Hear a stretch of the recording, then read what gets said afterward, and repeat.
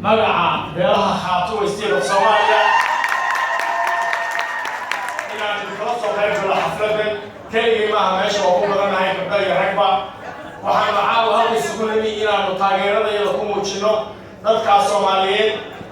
قول كثيرا وصير حراشة دم كودين ربيعي عيوه ذكرت الشران يوم اسمه مران دول اللي بدو رايو كعنت كوريتار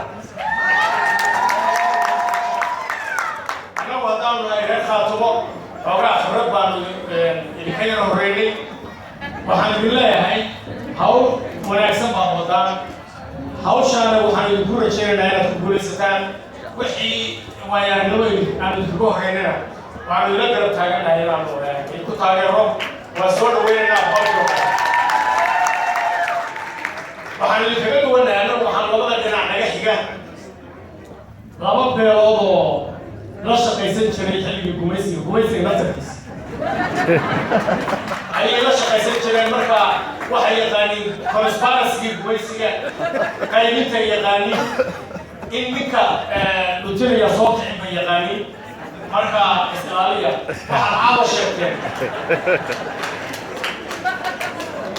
waxaad caawa sheegteen in madaxweynayaashu ay ka soo jeedeen gobolka hiiraan waxay u maqaalaa madaxweynaha maanta fadhiya inuu gobolka hiiraan ka soo jeedo waxaan idin leeyahay madaxweyne xasan sheekh waxaanu kaa codsanaynaa inaad taageertid gobolkaad ka soo jeeday gobolka xuduudda wataa gobolka faamiliga oo ka soo jeedo in ay dowlad dhistaan waxa weeye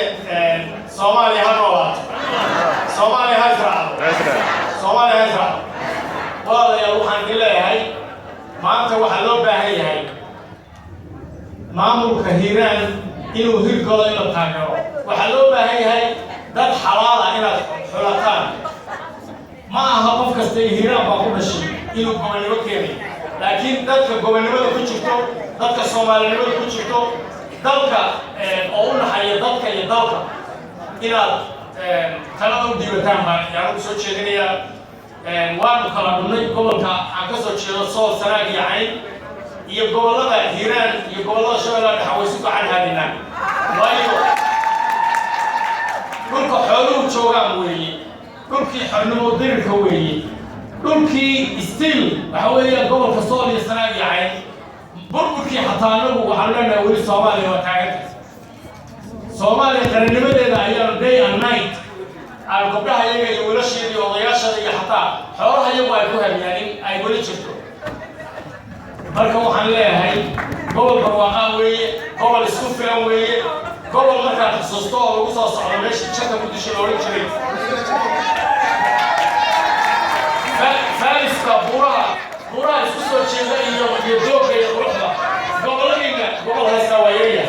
marka waxaan leeyahay Nelson Mandela wuxuu yidhi markii 1965kii jeelka loo direeyey ayaa la yidhi maxaa kugu kalifay inaad dembigan gashay wuxuu yidhi waxaan diiday white domination waxaana diiday black domination waxa weeyaan dadka caddaanka ah inay kontroolaan aniga baan jeel u gelayaa in madowga xataa ay kontroolaan oo qofka kale kontroolaan baan u gelayaa jeel waxaan leeyahay dadka Soomaaliyeed oo isku mid ah oo isku dala oo isku diina oo dalka maanta maxaa ka soo baxano ilaa laas caanodan deeyanay soo socon jiray xornimo maanta in qaar isbaarooyin noo dhigtaan oo dowlad kale noo shoogtaan oo dhaqankii iyo dalkii iyo diintii rabaan inay iyagu jahwareeriyaan walaalo waa qalad wey kana yeeli mayno hiiraan waa furihii iyo xuduudkii waddanka inankii yidhi hiiraan waa hooyo waa runtii wey hiiraan waa hooyadii halka haddii hooyadu